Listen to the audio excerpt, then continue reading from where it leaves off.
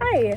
So I seem to be having some technical difficulties with my computer, and it won't let me record on there. So I will be recording on my phone. I hope that's okay. I was looking around for the nonfiction, informational nonfiction children's books because I accidentally signed up for the wrong times. I was actually wanting to sign up for week 7 and week 10 because I thought like controversial literature and poetry is just like so great. But I missed the like it started in week 2 rather than week 1, so I kind of mixed it up a little bit. But I'm actually really excited because I have never really looked at books, like informational nonfiction books like this before, so very exciting. The book that I chose is called Can an Aardvark Bark? I saw this book and I was like, oh my gosh, this is so cute. This is such an adorable book, and I love this type of art style that has the kind of paper mache watercolor type thing. It's like very Hungry Little Caterpillar-esque, which I think is a beautiful book for really younger, like a lot younger kids. So you open the book and it starts out with this. Can an aardvark bark? No, but it can grunt. And down here, so sorry, it'll probably be flipped because I'm doing it on my phone, but down here it has this really great informational little fact section, and it says, an aardvark grunts softly as it zigzags across African grasslands at night. When it sniffs out an ant nest or termite mound, it laps up thousands of insects with its long, sticky tongue. So, not every page just has one animal though. So you go to the next page, and you've got 4 or 5 animals. Well, 4 animals, right? So then it goes, lots of other animals grunt too. Grunts, growls, chuckles, chirps. A river otter, right here. A river otter makes all these sounds and more. It usually grunts while it's playing or grooming. Hamadryas baboons travel and sleep in large groups called bands. When 2 members of the same band meet, they greet one another with a series of low, soft grunts. A white-tailed deer grunts for all kinds of reasons. A low grunt means, I'm the boss, do what I say. A friendlier grunt means, I'm over here, where are you? An oyster toadfish spends most of its time waiting quietly for prey to pass by. But when the fish feels angry or afraid, it makes a low grunting sound that blows its cover. Next page. Then it goes back to this. Can a seal squeal? No, but it can bark. And then once again, it has its little informational. At mating time, a male New Zealand fur seal works hard to defend its spots on the beach. If another male gets too close, the seal rises up on his front flippers and barks at the intruder. Then it goes back to more of them, and it just talks about all these different animals that bark. This book is so adorable, so informative, and I think it's a really good opportunity to kind of, kind of cater your own teaching style if you're wanting to teach children different noises and different facts about animals. It really is such a nice book. So I would say, in terms of the evaluating criteria, that the facts are accurate.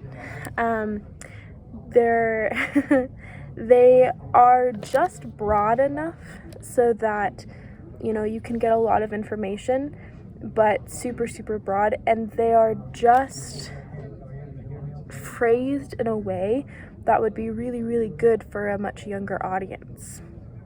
For example, when it talks about beavers, when a baby beaver needs food, it whines to its mama, and the message is clear, I'm hungry, can I have a snack? So now, are beavers really saying, I'm hungry, can I have a snack?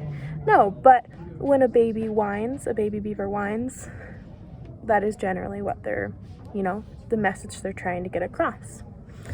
The author, actually, I was like talking to, so when I was going through the library to try and figure out like what book I wanted to read, I was talking to the librarian, and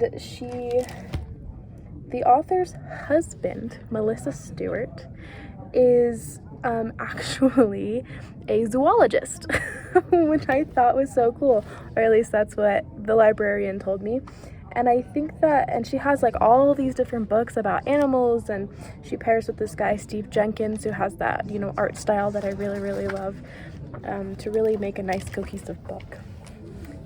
So when we talk about distinction, significance, and perspective, I would actually say you kind of have three senses as well. So I would actually say I would say that in this book, they're very, very clear. I think they're phrased really, really well as well, because they are truly catered to a younger audience, but that doesn't necessarily make them false or deceiving. They're just phrased so that a little kid can understand, and I think that's a really, really important aspect of, you know, a children's informational nonfiction book. I would say they are very believable. They are true, and the way the book is set up is, I think, super, super well structured, where it has, you know, does this animal bark? No. But they do whine, and then afterwards it talks about all these other animals that also do it and has fun facts about them. And then it goes to, well, does this animal squeal? No, but it does bark. And it just kind of keeps going and going and going, and it's a really, really nice structured book. Yeah. The information is up to date, as this information hasn't really changed a ton, especially since this book was written in, hold on, I'm trying to find there we go, 2018. So it is relatively recent, and all the information on these animals has been very consistent since then. So I think that's really great too. Yes, there it is. Oh, 2017, sorry, this is the remake. So anyways, I would say I already kind of talked about the illustrations, but I love the art style. I think it's very kid friendly.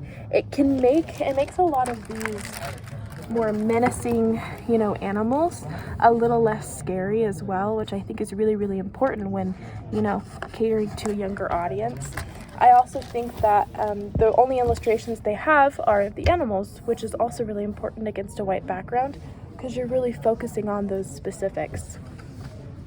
I would say it's very thought-provoking. I really did enjoy this book quite a bit. I was not really expecting that. And I also love, they have a few where they say, oh, just a mosquito, or just a beaver, or just a black bear. And then sometimes they really specify and say American martens, or, you know, Brazilian baboons. And they get really, really specific as well, which I think adds a little bit of interest. The way they phrase it adds some interest and creates, you know, you just like, I can imagine myself as a little kid reading about black bears and then wanting to tell all my friends about all these different things that I know about black bears, and then playing an imaginary game where we're all black bears and we're doing all these different things and how they play with each other, because that's what this book talks about. So I do that, and I've kind of already talked about organization a little bit and how they organized it. It was very consistent throughout, which I think is really important. So I think that was really great. And the final criteria is it interesting? I would say that it is. I think it's a very, very interesting book. I think it's well written, and I really love it. They have some, I think the thing that keeps it the most interesting is the white background, the colorful kind of but like yet neutral toned paintings, and they're done in a really interesting way with that paper mache, like watercolor type art style, while also the different animals that they have in it, they have a good mix between animals that we're very aware of and a dingo. you know? I mean, what kid knows about a dingo right here, you know? So I think it's a really, really great mix between keeping things interesting and also keeping things stable. So yeah, that's my review. I highly recommend everybody read this book. Once again, it's called Can an Aardvark Bark? The answer is no. Aardvarks cannot bark, but they can grunt. So yeah, anyways, that is my review.